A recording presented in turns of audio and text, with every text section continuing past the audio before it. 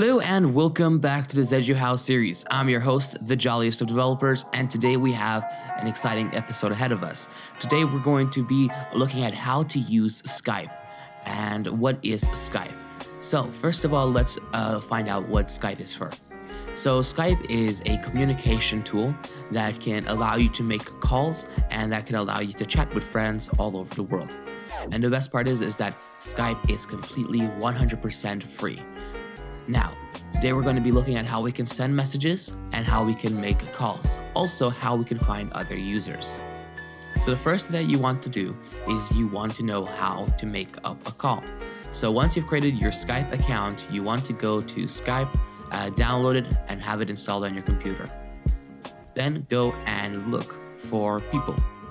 So if you look here, what you want to do first is you want to test your audio. Now, the first way that you can test your microphone, your web camera, and your audio is by using the Echo Sound Test service.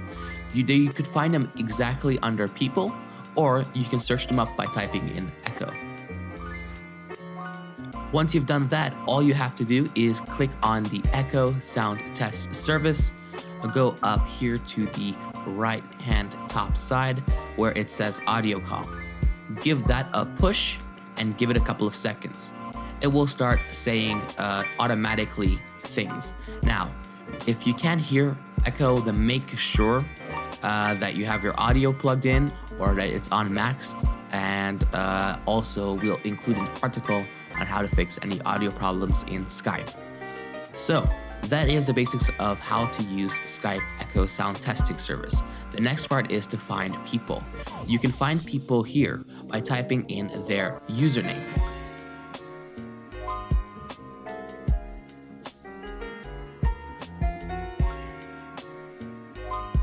All you have to do is click on their name, and as you can see, here is where you can send emojis. So for example, if I click here, I can select an emoji.